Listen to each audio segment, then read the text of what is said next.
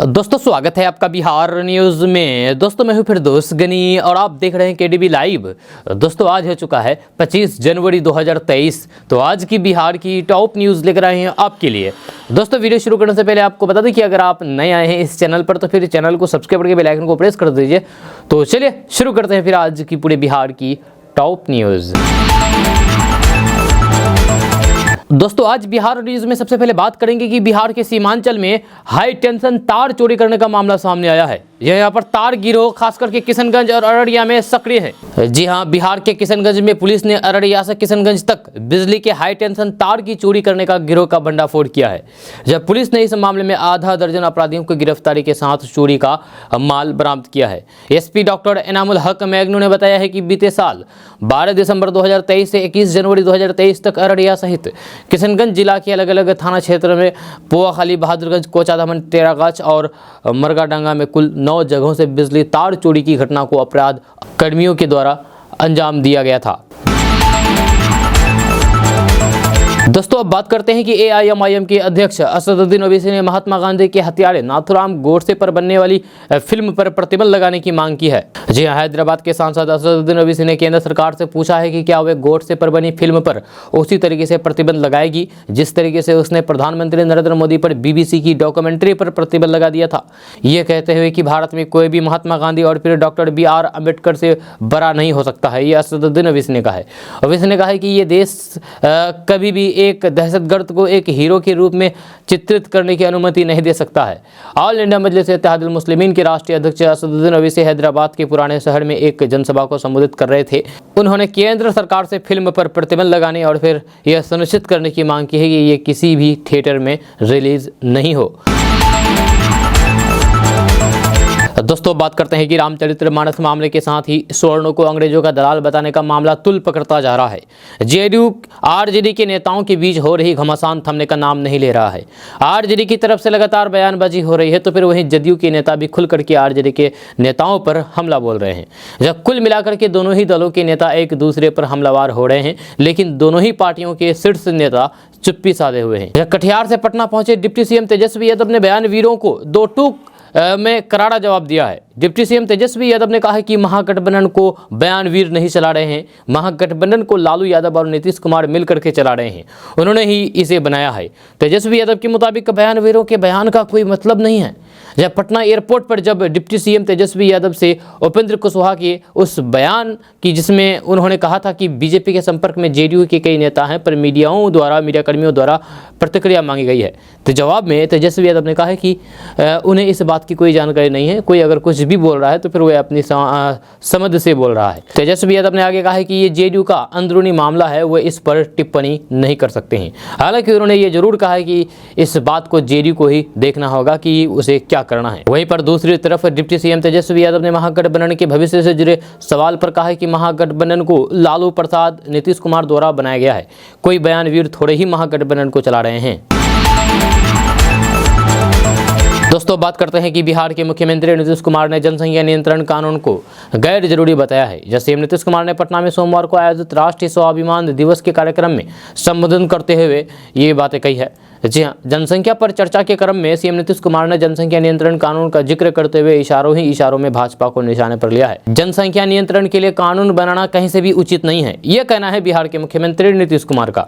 नीतीश कुमार ने भाजपा पर बिना नाम लिए ही हमला बोला है। उन्होंने कहा है कि कुछ लोग जनसंख्या नियंत्रण के लिए कानून बनाने की बात करते हैं, ये बिल्कुल भी गलत है। सीएम नीतीश कुमार ने कहा है कि कानून बना करके प्रतिबंधित करने के लिए कुछ लोग बोलते हैं एक परिवार में 2 से अधिक बच्चा पैदा नहीं करेगा, ये बिल्कुल गलत बात है। हम लोग जागरूक करने का काम कर रहे हैं, लोग जागरूक होकर ही इस ओर बढ़ेंगे। यह कानून बनाना बुरी चीज है। लड़कियों को पढ़ाने के लिए प्रेरित करने की सलाह सीएम नीतीश कुमार ने मंच से दी है। आपको बता दूं कि इस पर सीएम नीतीश कुमार पहले भी कह चुके हैं कि केवल कानून बना करके इस पर नियंत्रण करना कहीं से भी संभव नहीं है।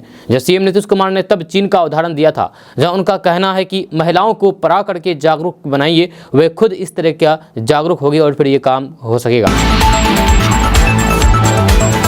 दोस्तों बात करते हैं कि कई बार ऐसा होता है कि जब बैंक में चोरी या फिर डकैती होती है तो फिर चोर बैंक से बहुत सारे पैसे उड़ा ले जाते हैं।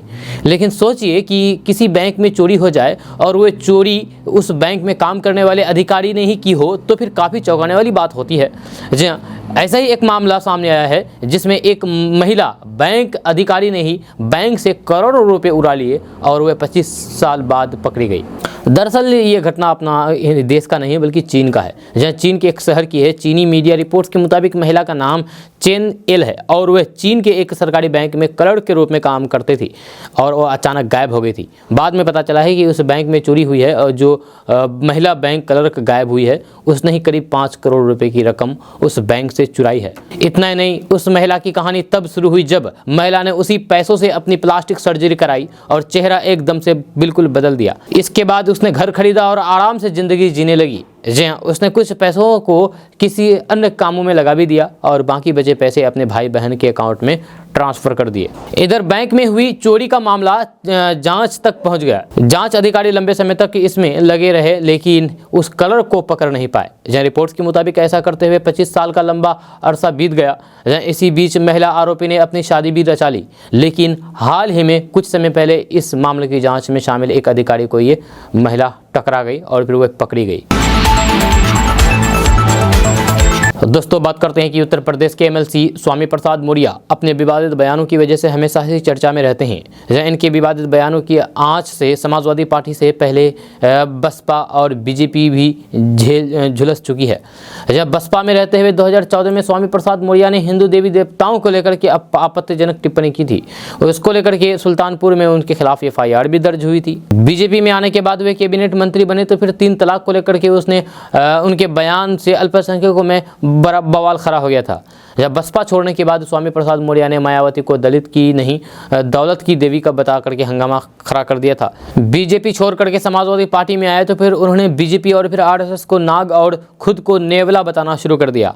ये कहा है कि स्वामी रूपी नेवला यूपी से बीजेपी को खत्म करके ही दम लेगा। जहाँ स्वामी प्रसाद मौर्य ने 1980 के दशक में अपनी राजनीति लोक दल से शुरू की थी। इसके बाद वे जनता दल में पहुंच गए। उसके बाद फिर स्वामी प्रसाद मौर्य की राजनीति वहीं से शुरू हुई जो आज यहाँ समाजवादी पार्टी में शामिल है।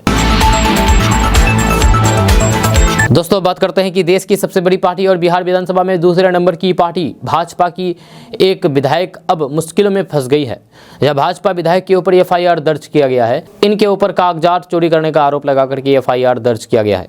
दरअसल बिहार के नरकटियागंज विधानसभा सीट से भाजपा विधायक रशीम वर्मा के ऊपर एफआईआर दर्ज किया गया है।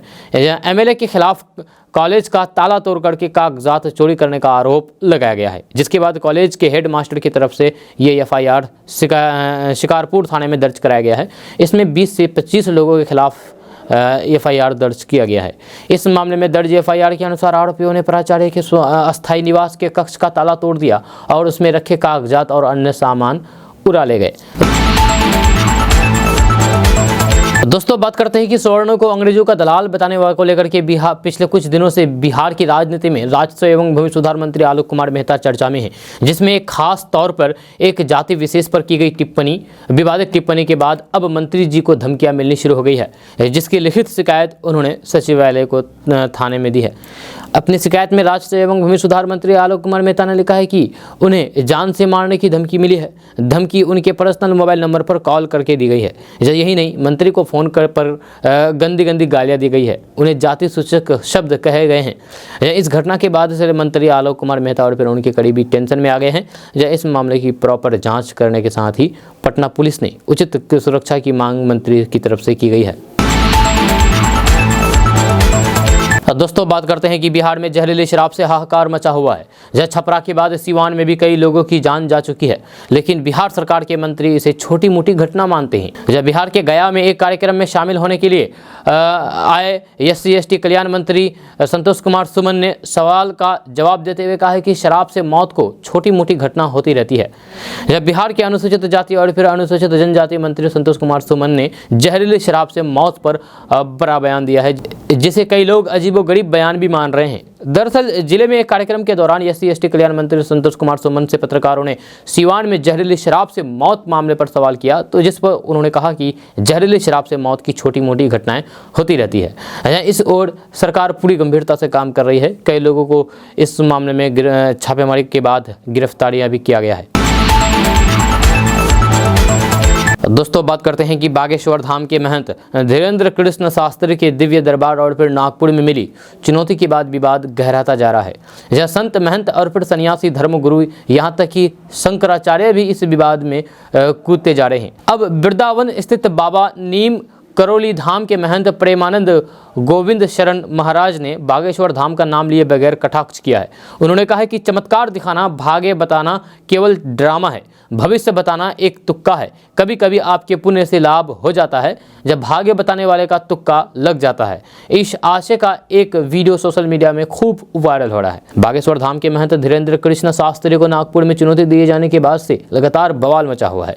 जहां कई लोग उनके समर्थन में आए हैं तो फिर कुछ लोग इस पर अपनी राय दे रहे हैं। इस विवाद में अब वृंदावन के प्रसिद्ध नीम करौली धाम के बाबा प्रेमानंद गोविंद शरण महाराज का एक वीडियो सोशल मीडिया पर तेजी के साथ वायरल हो रहा है। इसमें वे पंडित कृष्ण धीरेन्द्र कृष्ण शास्त्री का नाम लिए बिना लिए उनके चमत्कार को ड्रामा बताया है। वायरल वीडियो में बाबा प्रेमानंद महाराज ने भाग्य देखने और फिर भविष्य और उनके बारे में बड़ी बातें कही है। बाबा ने कहा है कि किसी के भविष्य को बता पाना एक तुक्का है, ऐसा कोई चमत्कार नहीं, केवल ड्रामा होता है।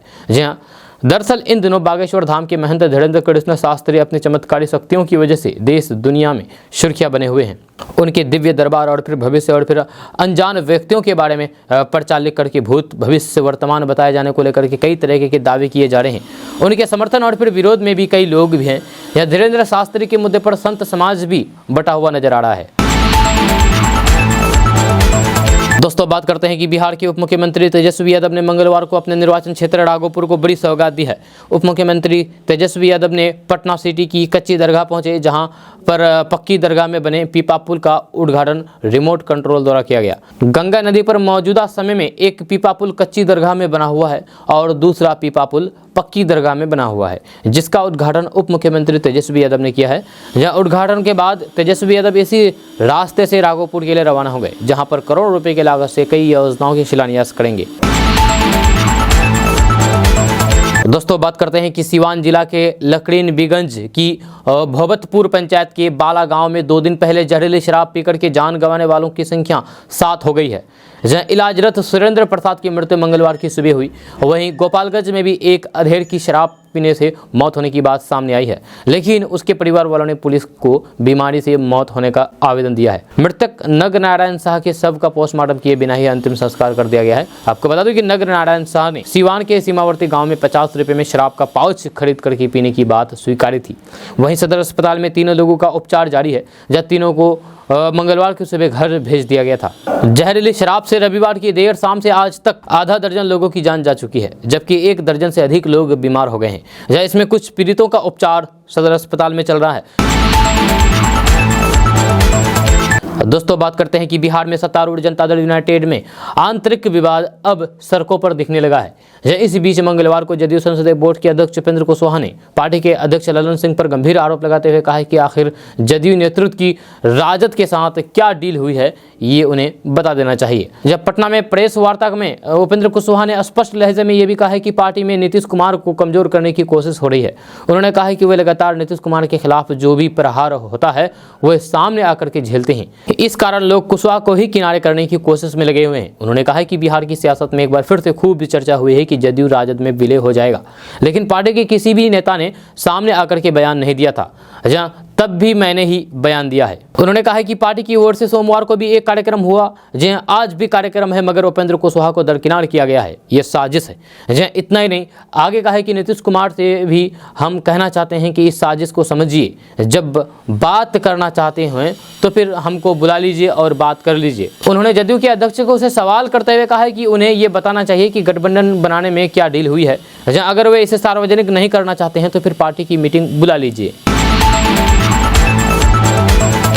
दोस्तों बात करते हैं कि बिहार में एक भोज समारोह के दौरान महिला बच्चे समेत 10 लोग घायल हुए हैं। जहां घटना खोदावंदपुर थाना क्षेत्र के मसराज गांव की है। भोज समारोह के दौरान दो पक्षों में विवाद हो गया, जिसके बाद एक पक्ष के लोगों ने महिला और बच्चों पर चावल गर्म पानी फेंक दिया, जिससे 10 लोग घायल हो गए। घायलों को इलाज के लिए निजी सदर अस्पताल में भर्ती कराया गया है। दोस्तों बात करते हैं कि बिहार में समस्तीपुर जिले के कर्पूरी ग्राम में कर्पूरी ठाकुर की जयंती के मौके पर आयोजित राजकीय समारोह में शामिल होने पहुंचे मुख्यमंत्री नीतीश कुमार से मीडिया ने महागठबंधन को लेकर के सवाल किया तो सीएम नीतीश कुमार तिलमिला गए और साफ लहजे में कह दिया है कि उपेंद्र कुशवाहा के बारे में हमसे मत पूछिए। जैसे सीएम नीतीश कुमार ने कहा है कि उपेंद्र कुशवाहा के मन में जो आता है बोलते रहता है। हम लोगों के साथ आ गए हैं और आजकल कुछ कुछ बोल रहे हैं, तो फिर जो मर्जी हो बोले, हमें इन सब से कोई लेना देना नहीं है। जब वहीं पर उपेंद्र कुशवाहा ने आज फिर से इशारों में अपनी ही पार्टी के शीर्ष नेतृत्व और फिर राजद पर एक साथ हमला बोला है। उपेंद्र कुशवाहा ने कहा है कि मुख्यमंत्री नीतीश कुमार के आसपास रहने वाले लोग ही उन्हें कमजोर करने की साजिश रच रहे हैं। उन्होंने कहा है कि नीतीश कुमार को लोगों ने क्या कुछ नहीं कहा, लेकिन वे मजबूती से उनके साथ खड़े रहे, लेकिन जदयू के अन्य नेताओं ने उनके साथ खड़े होने की हिम्मत नहीं दिखाई। इस दौरान उपेंद्र कुशवाहा ने कार्यकारिणी की बैठक बुलाने की मांग करते हुए कहा कि इस बात का भी खुलासा होना चाहिए कि महागठबंधन बनाते समय जदयू और राजद के बीच कौन सी डील हुई थी, जिसकी बात राष्ट्रीय जनता दल के लोग करते हैं। दोस्तों बात करते हैं कि बिहार में G20 की बैठक मार्च के बजाय अब जून में हो सकती है। 6 और 7 मार्च को प्रस्तावित बैठक को फिलहाल स्थगित कर दिया गया है। G20 कार्यक्रम के लिए पहले चरण का अप्रैल तक जारी कैलेंडर में बिहार शामिल नहीं है। बिहार में मार्च में कार्यक्रम होना था, लेकिन G20 के अप्रैल तक जारी कैलेंडर में बिहार के शामिल नहीं होने के कारण मार्च में अब कार्यक्रम नहीं होगा। यह दूसरे शेड्यूल का इंतजार किया जा रहा है, उसके अनुसार तैयारी की जाएगी। G20 की बैठक में लगभग 250 विदेशी मेहमान बिहार आने वाले हैं। इसके लिए 6 और 7 मार्च को तिथि प्रस्तावित थी। जब बिहार में पटना के अलावा नालंदा, राजगीर और गया में विदेशी मेहमान के भ्रमण का कार्यक्रम था। विदेशी मेहमानों के रहने के लिए गांधी मैदान और फिर एग्जीबिशन रोड में स्थित को 2 होटल की बुकिंग भी करा दी गई थी। जब वहीं एयरपोर्ट पर आने वाले मेहमानों के रुकने के लिए वेटिंग एरिया बनाने की तैयारी चल रही थी। 6 और 7 मार्च को गांधी मैदान में स्थित अशोक कन्वेंशन हॉल में बैठक और फिर सांस्कृतिक कार्यक्रम प्रस्तावित था। गांधी मैदान के कुछ हिस्से में टेंट लगाने की भी तैयारी चल रही थी, जहां विदेशी मेहमानों को बिहार की कला एवं संस्कृति से अवगत कराया जाता। जहां मेहमानों को नालंदा, राजगीर और बोध गया का भ्रमण भी कराना था। जब बताया गया है कि यहां जाकर के वे बिहार के प्राचीन वैभव को नज़दीक से महसूस कर पाते। दोस्तों बात करते हैं कि जन अधिकार पार्टी के राष्ट्रीय अध्यक्ष पप्पू यादव ने दावा करते हुए कहा है कि भारत जोड़ो यात्रा से कांग्रेस का जनाधार लगातार बढ़ रहा है। आगामी लोकसभा चुनाव में राहुल गांधी के नेतृत्व में कांग्रेस महागठबंधन की केंद्र में सरकार बनेगी। पप्पू यादव ने पटना एयरपोर्ट पर मीडिया के सवालों के जवाब देते हुए कहा कि भाजपा संवैधानिक संस्थानों को कमजोर करके लोकतंत्र को खत्म करना चाहती है। आरोप लगाया गया है कि महाराष्ट्र, कर्नाटक और मध्य प्रदेश में भाजपा पीछे के दरवाजे से सत्ता में आई है, जब बिहार में भी भाजपा सरकार बनाने के लिए तमाम तरह के हथकंडे अपना रही है। हम सबकी जिम्मेदारी है कि महागठबंधन के सभी नेता एक साथ मिलकर के मुख्यमंत्री नीतीश कुमार के नेतृत्व में भाजपा को परास्त करके लोकतंत्र बचाएं। जन अधिकार पार्टी के राष्ट्रीय अध्यक्ष पप्पू यादव ने कहा कि महागठबंधन के कुछ नेताओं के बयान से भाजपा को फायदा पहुंच रहा है। उपेंद्र कुशवाहा की बीजेपी नेताओं से मुलाकात पर पप्पू यादव ने कहा है कि कौन जाएंगे कौन आएंगे ये तो फिर लगा रहता है। जदयू हमेशा नीतीश कुमार के इर्द गिर्द घूमती रही है। तो दोस्तों बात करते हैं कि बिहार के मुख्य सचिव आमिर सुबहानी ने मुख्य सचिवालय में अपने कर कमलों से बिहार जाति आधारित सर्वेक्षण पोर्टल को लॉन्च किया है। यह पोर्टल सर्वेक्षण कार्य की सभी प्रकार की डिजिटल प्रबंध के लिए उपयोग होगी। जब वहीं इस पोर्टल पर प्रथम चरण के एकत्रित की गई है, जब सभी आंकड़ों के विशिष्ट की जाएगी और फिर ये आंकड़े मोबाइल ऐप पर द्वितीय गणना के समय प्रणक एवं पर्यवेक्षकों को उपलब्ध होगा, जिसके आधार पर तृतीय चरण की गणना की जाएगी। दोस्तों बात करते हैं कि बिहार के 43 और स्कूलों में वेकेशन कोर्स की पढ़ाई शुरू होगी। जहां इन सभी स्कूलों में 2-2 वेकेशन कोर्स शुरू किए जाएंगे। इसके लिए बिहार शिक्षा परियोजना परिषद ने स्कूलों में लैब बनाने की प्रक्रिया शुरू कर दी है। लैब बनाने के लिए परिषद द्वारा 5-5 लाख स्कूलों को दिए जाएंगे। ये काम मार्च तक पूरा कर लेना है। जहां इससे नए सत्र में से वेकेशनल कोर्स की पढ़ाई शुरू हो जाएगी। आपको बता दूं कि केंद्र सरकार की योजना के तहत बिहार के 33 जिलों के एक स्कूल में 2022 में वेकेशनल कोर्स शुरू हुआ है। जिन स्कूलों में वेकेशनल कोर्स शुरू हुआ है वहां के छात्रों को अनिवार्य रूप से विकल्प विषय के तौर पर इस कोर्स को लेना है। दोस्तों, मुख्यमंत्री नीतीश कुमार ने मार्च 2021 में उपेंद्र कुशवाहा को दल में शामिल कराया था। इसी के साथ रालोसपा का जेडीयू में विलय कराया था। जब उपेंद्र कुशवाहा को अपनी पार्टी में शामिल कराने के लिए नीतीश कुमार ने काफी पसीना बहाया था। जेडीयू में शामिल कराने के बाद नीतीश कुमार फूले नहीं समा रहे थे। उपेंद्र कुशवाहा का हाथ पकड़कर के सीएम नीतीश कुमार ने ऐलान किया था कि अब एक साथ मिलकर के बिहार और देश की सेवा करेंगे। लेकिन नीतीश कुमार तो नीतीश कुमार ठहरे, एक बार फिर से उन्होंने उपेंद्र कुशवाहा को गच्चा दे दिया है। यहाँ ऐसा लग रहा है कि नीतीश कुमार का कुशवाहा से मन भर गया है। हालात ऐसे हो गए हैं कि नीतीश ललन की बात छोड़िए, जेडीयू के दूसरे तीसरे दर्जे के नेता भी उपेंद्र कुशवाहा को भाव नहीं देते दिख रहे हैं। जेडीयू के कार्यक्रमों में उपेंद्र कुशवाहा को अलग थलग कर दिया गया है। नीतीश कुमार ने पहले आरसीपी सिंह को बाहर किया था, अब उपेंद्र कुशवाहा से मोह भंग हुआ है। आरसीपी सिंह की तरह अब उपेंद्र कुशवाहा को भी बाहर जाने पर मजबूर किया जा रहा है। सीएम नीतीश कुमार ने पूरी स्क्रिप्ट लिख डाली है। याद करिए 14 मार्च 2021 का वह दिन जब सीएम नीतीश कुमार ने उपेंद्र कुशवाहा को दल में शामिल कराने के बाद क्या कहा था। जब मुख्यमंत्री नीतीश कुमार ने उपेंद्र कुशवाहा से हाथ मिलाने के बाद कहा था कि हम पहले भी साथ थे, अब भी एक साथ हैं और एक साथ मिलकर के प्रदेश और देश की सेवा करेंगे। बड़ा सवाल यह है कि क्या नीतीश कुमार ने कुशवाहा के सामने प्रदेश और देश की सेवा करने का जो वादा किया था वह पूरा हो गया? आखिर 2 साल के अंदर ही नीतीश कुमार उपेंद्र कुशवाहा को अलग करने पर क्यों तुले हैं? या आखिर किसी नेता और सहयोगी से नीतीश कुमार को इतनी जल्दी मन क्यों भर जाता है? यह राजनीतिक जानकार बताते हैं कि दल के अन्य 3-4 नेताओं की तरह उपेंद्र कुशवाहा पिछलग्गू बनना नहीं चाहते थे। ये गुण उनमें नहीं है, लिहाजा जेडीयू में फिट नहीं बैठ पाते। यही वजह है कि वे दल के अंदर धीरे धीरे किनारे होते चले गए या फिर किनारे कर दिए गए। दोस्तों, बात करते हैं कि प्रशांत किशोर ने गोपालगंज में मीडिया से बात करते हुए कहा है कि कोरोना के दौरान हजारों लोगों की मौत हो गई। जब बिहार के लोग दर दर की ठोकर खा करके पूरे भारत से पैदल लौट रहे थे, तब नीतीश कुमार अपने बंगले से नहीं निकल रहे थे या उन बच्चों के लिए कोई प्रयास नहीं करा रहे थे जो बाहर फंस गए थे। कोरोना के समय मैंने नीतीश कुमार को फ़ोन किया कि दिल्ली में लड़के फंसे हुए हैं, इसीलिए कुछ अफसरों को दिल्ली में बैठा दीजिए ताकि बच्चों को बस के सहारे बिहार लाया जा सके। अगर बिहार सरकार ने दिल्ली में 20 अफसरों को बैठा कर भी 100 बसों की व्यवस्था करा दी होती तो फिर ये स्थिति सुधर सकती थी। हालांकि नीतीश कुमार ने ऐसा कोई भी प्रयास नहीं किया है, ये कहना है प्रशांत किशोर का। मीडिया से बात करते हुए प्रशांत किशोर ने कहा है कि किसी राज्य की शिक्षा व्यवस्था ध्वस्त हो जाए तो फिर उसकी आने वाली 2 पीढ़ियां अनपढ़ हो सकती है। जब प्रशांत किशोर ने शिक्षा का महत्व समझाते हुए कहा कि गरीबी से निकलने के लिए एकमात्र साधन शिक्षा है। जब अपने जीवन का अनुभव शेयर करते हुए प्रशांत किशोर ने कहा है कि जैसे हमारे दादा बैलगाड़ी चलाते थे लेकिन पिताजी मेरे पढ़ाई की तो फिर डॉक्टर बन गए। जब हम लोग सरकारी स्कूल से पढ़े हैं तब भी यहाँ बैठ करके बात कर रहे हैं। उन्होंने कहा है कि यदि सरकारी स्कूल में पढ़ाई होगी ही नहीं तो फिर कोई गरीब का बच्चा बिहार में आगे नहीं निकल सकता है। बिहार की ये दुर्दशा इसीलिए है क्योंकि समतामूलक शिक्षा व्यवस्था बनाने के नाम पर गुणवत्ता की चिंता या शिक्षकों की चिंता, बच्चों की चिंता किए बिना लालू नीतीश ने बिहार में सभी जगह स्कूल खोल दिए हैं।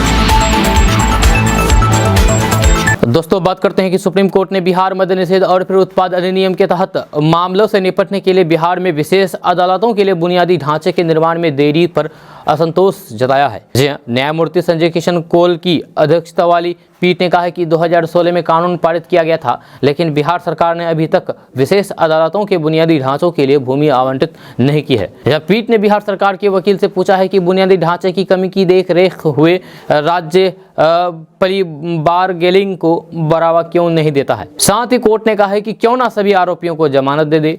जब कोर्ट ने वकील से पूछा है कि शराबबंदी कानून के तहत दर्ज सभी आरोपियों को मुकदमे के लिए आवश्यक बुनियादी ढांचे तैयार होने तक जमानत पर रिहा क्यों नहीं कर दिया जाता। दोस्तों, बात करते हैं कि बिहार की राजधानी पटना के पीर बहोर थाना क्षेत्र के खुदा बख्श लाइब्रेरी के अपोजिट में स्थित टेक्नो पार्क में सीटीटी की ऑनलाइन परीक्षा के दौरान परीक्षा सेंटर में आग लगने के बाद बाधित हुई परीक्षा पूरा लेने की मांग को लेकर के परीक्षार्थी सेंटर पर हंगामा करने लगे। इस बीच टेक्नो पार्क में स्थित परीक्षा सेंटर में अफरा तफरी का माहौल हो गया। परीक्षा सेंटर में अचानक आग लगने से छात्र डर गए और फिर परीक्षा सेंटर में मौजूद सैकड़ों परीक्षार्थी जान बचा करके भागने लगे। कई परीक्षार्थी परीक्षा हॉल से बाहर निकल गए। जब मामले की जानकारी मिलते ही पीर बहोर थाना की पुलिस के साथ साथ अग्निशमन विभाग के कर्मचारी ने मोर्चा संभाला। अग्निशमन विभाग के अधिकारी दल बल के साथ घटनास्थल पर पहुंचे और फिर विभाग के कर्मियों ने परीक्षा सेंटर हॉल में लगी आग पर काबू पाया। दोस्तों बात करते हैं कि जब कोई बच्चा बीमार पड़ता है तो फिर डॉक्टर सबसे पहले नाखून, जीभ और आंखें देखते हैं। या इन चीज़ों में कई बीमारियों के राज छुपे होते हैं। डॉक्टर इससे पता लगा लेते हैं कि बच्चे को क्या हुआ है। आज तो विज्ञान का युग है, हर चीज़ का टेस्ट से पता चल जाता है, लेकिन नाखून और शरीर के ऐसे अंग हैं जिनमें अगर थोड़ा सा भी बदलाव हो जाए तो फिर ये कई बीमारियों की पूर्व सूचना का संकेत हो सकते हैं। अमेरिकन एकेडमी ऑफ डर्मेटोलॉजी की वेबसाइट में कहा गया है कि जब भी स्किन कैंसर का शक होता है तो फिर लोग स्किन की ओर देखते हैं, लेकिन इसका संकेत नाखूनों में भी छिपा होता है। इसके अलावा नाखून में लंग्स कैंसर की भी सूचना छिपी रहती है। वेबसाइट के मुताबिक स्किन कैंसर के सबसे घातक रूप मेलानोमा नाखूनों और फिर पैर की उंगलियों के नीचे और आसपास विकसित हो सकता है। हालांकि नाखूनों के आसपास किसी की भी मेलानोमा कैंसर विकसित हो सकता है, लेकिन ये बुजुर्ग व्यक्तियों में सबसे ज़्यादा हो सकता है। या इसके लिए पारिवारिक इतिहास भी जिम्मेदार हो सकता है। वेबसाइट के मुताबिक अगर हाथ या फिर पैर के अंगूठे के नाखूनों में मटमैला या फिर भूरा गहरा काली पट्टी की तरह लकीर दिखे तो फिर ये मेलानोमा कैंसर के निशान हो सकते हैं। जब आपके नाखून के आसपास की स्किन का रंग गहरा हो जाए, यानी कि डार्क हो जाए, काला हो जाए, तो फिर ये उन्नत मेलानोमा का संकेत हो सकता है। अगर हाथ या फिर पैर की उंगलियों से नाखून हटने लगे या फिर अलग होने लगे तो फिर ये कैंसर के संकेत हो सकते हैं। जैसे जैसे नाखून ऊपर उठेगा, आपके नाखून के शीर्ष यानी कि ऊपर पर सफ़ेद मुक्त किनारा लंबा दिखने लगेगा। दोस्तों बात करते हैं कि बिहार में उर्दू, फारसी तथा अरबी विषय के लिए विशेष टीटी एवं एसटीटी परीक्षा आयोजित करने पर विचार किया जा रहा है। शिक्षा मंत्री ने विशेष टीटी तथा सीएसटीटी आयोजित करने से संबंधित नियमावली के साथ पूरी कार्य योजना बनाने का निर्देश शिक्षा विभाग को दिया है। जहाँ साथ ही इन विषयों की कुल पदों की संख्या, कार्यरत बल, रिक्त पदों का विवरण भी मांगा है ताकि व्यवहारिक निर्णय लिया जा सके। दरअसल इस विषय की पढ़ाई के लिए कई छात्र छात्राओं ने शिक्षा मंत्री से मिलकर के अपनी व्यथा रखी थी। जहाँ शिक्षा मंत्री के संज्ञान में आया है कि बिहार के विभिन्न विद्यालयों में उर्दू, फारसी तथा अरबी विषयों के शिक्षकों की भारी कमी है, जबकि पर्याप्त संख्या में इस विषय में पढ़ाई किए हुए छात्र छात्राएं उपलब्ध है। जहाँ छात्रों द्वारा यह भी बताया गया है कि इनमें से कुछ विषयों के लिए आज तक शिक्षक पात्रता परीक्षा, जो कि शिक्षकों की भर्ती के लिए अनिवार्य योग्यता है, आयोजित नहीं किया गया है। जहाँ इसके कारण इन विषयों को रख करके पढ़ाई करने वाले छात्र छात्राओं के बीच गहरी निराशा तथा क्षोभ व्यक्त है। दोस्तों बात करते हैं कि बिहार बोर्ड की इंटर और फिर मैट्रिक वार्षिक परीक्षा 2023 को लेकर के तैयारी जारी है। परीक्षा कक्ष हॉल में प्रत्येक बेंच पर अधिकतम 2 परीक्षार्थी ही बैठेंगे। एक बेंच से दूसरे बेंच के बीच पर्याप्त दूरी जारी रखी जाए।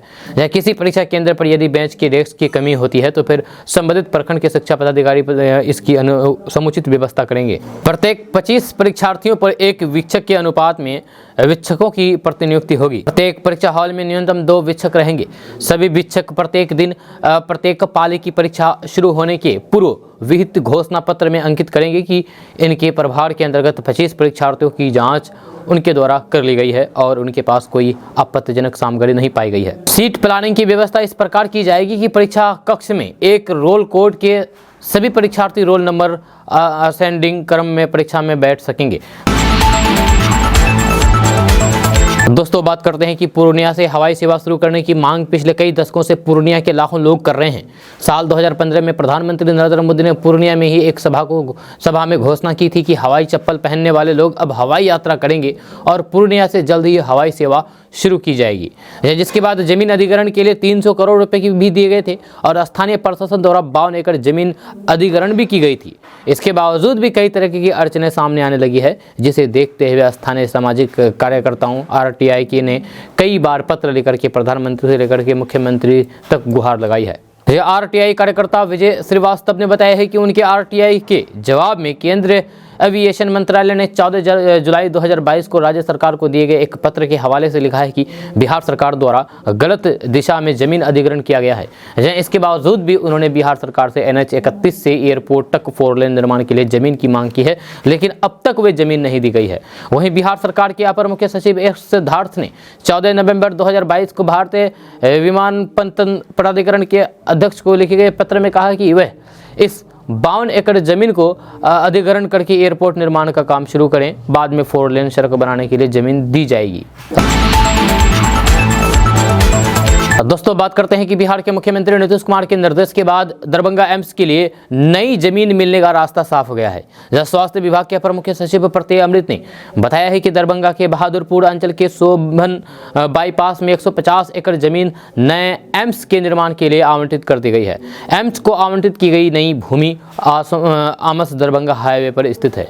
आपको बता दूं कि केंद्र सरकार द्वारा राज्य सरकार से दरभंगा में दूसरे एम्स के निर्माण के लिए नई जमीन की मांग की गई थी। इसके पहले बिहार सरकार ने दरभंगा मेडिकल कॉलेज अस्पताल की जमीन आवंटित की गई थी।